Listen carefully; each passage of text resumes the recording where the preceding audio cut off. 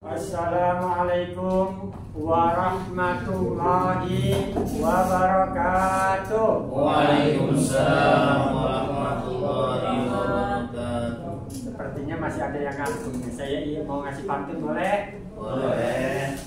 Pak Camat menjual tomat. Masih ada, Pak? Yang beli harus dihormat. Ya. Kalau kita umat Nabi Muhammad, jawab salam yang semangat. Assalamualaikum warahmatullahi wabarakatuh. Waalaikumsalam warahmatullahi wabarakatuh. Insya Allah yang jawab salam tadi saya doakan biar rezekinya berlipat. Bisa pergi haji dan umroh, masuk surga dengan selamat. Amin. Alhamdulillah, alhamdulillahi wa kafa.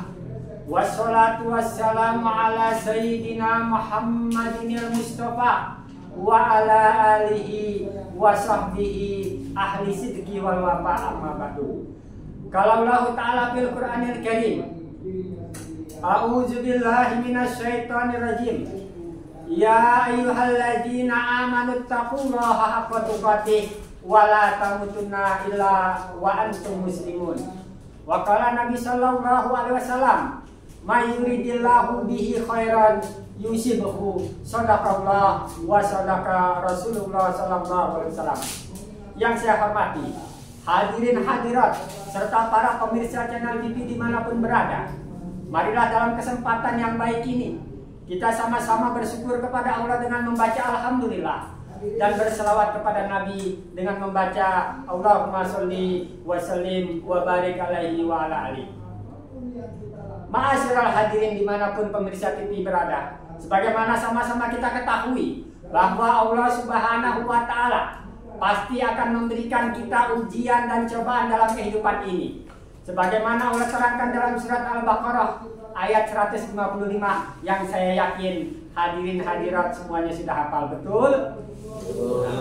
Bunyinya adalah ya ayyuhalladzina amanu walanabluwannakum bisyai'im minal khaufi wal ju'i wa naqsi minal amwal wal anfus was samarat wa basyiris sabirin alladzina idza asabathum musibah qalu inna lillahi wa inna ilaihi raji'un. Yang artinya, dan pasti kami akan menguji kamu sekalian dengan sedikit rasa takut, kekurangan harta, kekurangan jiwa, kekurangan buah-buahan, serta berikanlah kabar gembira kepada orang-orang yang bersabar, yaitu orang yang apabila diberikan musibah dia mengucapkan innalillahi wa inna ilaihi raji'un.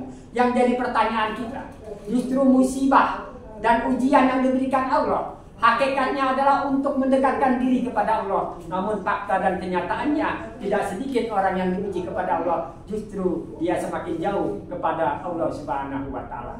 Kira-kira faktor apa yang membuat banyak orang yang ketika diberikan ujian oleh Allah Subhanahu wa Ta'ala tidak semakin dekat, justru semakin jauh? Padahal sekalipun itu bentuknya musibah, sekalipun itu bentuknya ujian, kalau mendekatkan dirinya kepada Allah, hakikatnya itu adalah sebuah anugerah dan kebaikan dari Allah. Sebaliknya, walaupun itu kelihatannya sebuah anugerah, sebuah kebaikan, sebuah rezeki, tapi kalau membuat kita semakin jauh dari Allah, hakikatnya itu adalah sesungguhnya musibah dari Allah Subhanahu wa Ta'ala. Hadirin hadirat yang dirahmati Allah Subhanahu wa Ta'ala, Allah Subhanahu wa Ta'ala memberikan kita bekal dalam mengarungi kehidupan di muka bumi ini.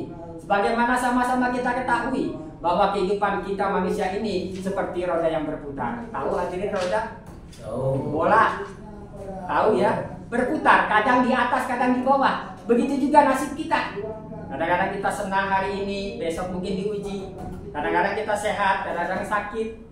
Kadang-kadang kita rezekinya banyak, di lain hari kita dalam keadaan sempit. Situasi yang tidak sama ini, Allah memberikan bentuk kasih sayang. Bagaimana manusia ini tidak mudah terpengaruh, terperdaya dengan kondisi yang tidak sama. Kadang-kadang gini, hadirin ini, kita nih orang modelnya ada dua. Ada orang ketika dia dapat nikmat dari Allah, semakin taat dan semakin rajin beribadah. Ada yang begitu di sini hadirin. Insya Allah semua istiqomah ya. Sebaliknya kalau lagi dikasih susah, dikasih musibah, dia justru semakin jauh kepada Allah. Ada lagi orang yang kebalikan, kalau lagi susah, dia semakin dekat kepada Allah. Tapi kalau lagi dikasih kekayaan, dia lupa kepada Allah. Ini kedua-duanya model seperti ini adalah keliru. Karena hakikatnya seharusnya sebagai orang yang beriman, mau senang, mau susah, kita tetap istiqomah beribadah kepada Allah Subhanahu wa Ta'ala. Oleh sebab itu, pada kesempatan kultum yang singkat ini, saya akan sampaikan tips dan bekalnya bagaimana kita bisa lolos dan lulus kita menghadapi ujian dari Allah Subhanahu wa Ta'ala. Mau hadirin? Mau doa apa mau banget? Alhamdulillah. Yang pertama, ketika kita menghadapi ujian dan musibah, kita harus klasifikasi dulu, kita bagi dulu. Karena ujian ini umumnya masyarakat menilai kalau yang namanya susah, sakit, sulit, itu baru disebut ujian. Padahal baik itu kesusahan maupun kesenangan sesungguhnya merupakan ujian dari Allah Subhanahu wa Ta'ala. Ujian tidak hanya berbentuk yang susah saja. Di dalam Al-Quran Allah menerangkan, yaitu firman Allah yang berbunyi, walanabluwannakum bisarri wal khairi fitnah, kata Allah, dan pasti kami akan menguji kamu dengan kesusahan dan kesenangan. Ketika kita diberikan kesusahan, apakah kita masih sanggup bersabar dan ikhlas kepada Allah? Dan apakah ketika kita diberi kesenangan, kebahagiaan, kekayaan, apakah kita menyombongkan diri dan melapangkan dada? Ini yang harus kita hindari. Oleh sebab itu Nabi dalam sebuah hadisnya yang indah, dan kalau kita renungi, kita pegang hadis Nabi ini, niscaya kita tidak akan pernah tersesat selamanya. Apa kata Nabi, hadirin? Aku kagum, aku bangga, aku takjub dengan perkara orang-orang yang beriman. Ketika dia diberikan nikmat oleh Allah, dikasih kebahagiaan, dikasih kesenangan, dia bersyukur kepada Allah, dan ini adalah baik buat dia. Sebaliknya ketika dikasih ujian, dikasih kesulitan, dikasih sakit, dia bersabar, ini juga bagus buat dia. Dan yang demikian itu tidak akan engkau temui kecuali pada pribadi diri orang yang beriman.